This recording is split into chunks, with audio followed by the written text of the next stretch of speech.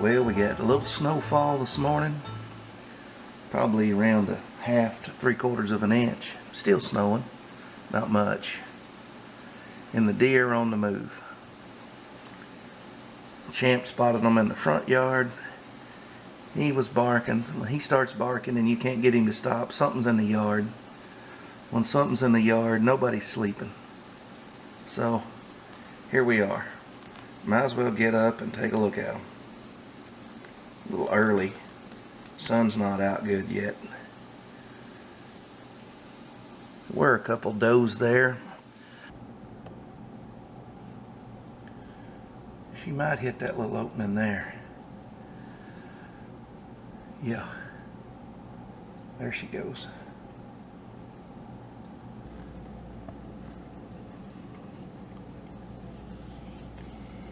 We're just documenting the snowpocalypse of 2020. The 2020 snowpocalypse. You'll be hearing about it on national news. 3/4 of an inch hit the Ozarks. Hey, there goes another deer. Wonder where that one came from. There's the deer's belly. Right there. Oh, you saw it move. Had it zoomed in too much to kind of point it out to you. They like that little draw sometimes going away from the house.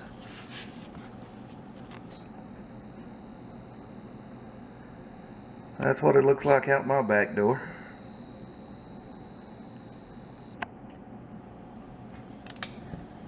That's a shot out one window of my back door. Scoot you over here and give you a look. Some of you know what the view is for me, but there's my garden.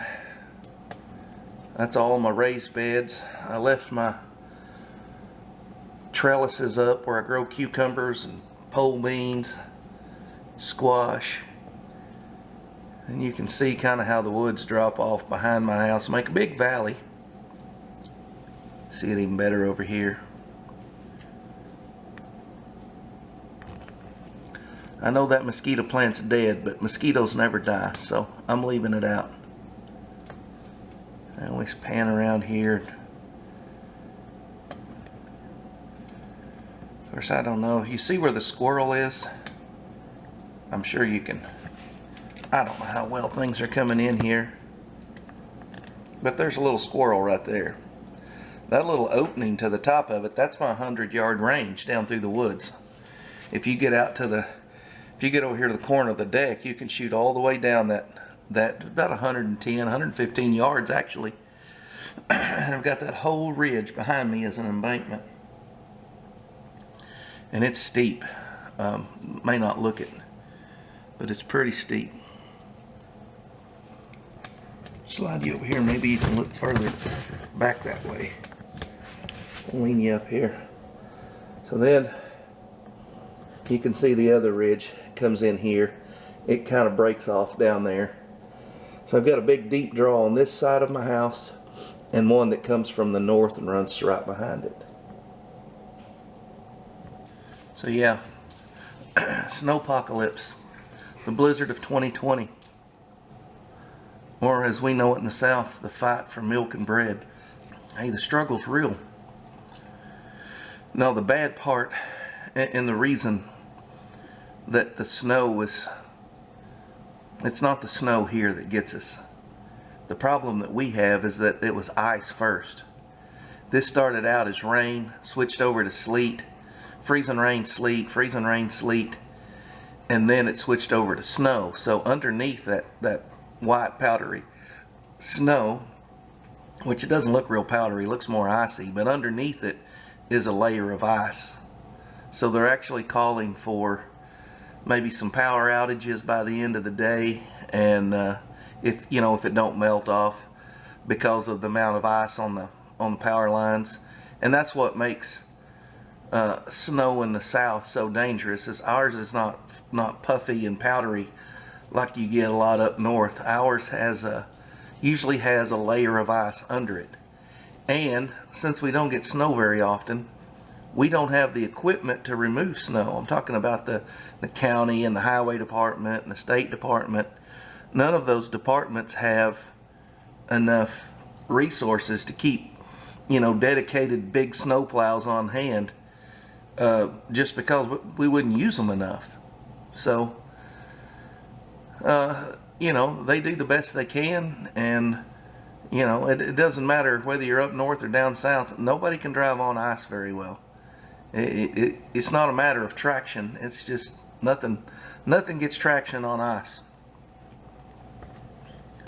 Give you a look at Mr. Squirrel here. I had a couple stump fires burning out there the other day. I noticed one of them still smoking a little bit from 2 days ago. Let's see if Mr. Squirrel will get zoomed in here.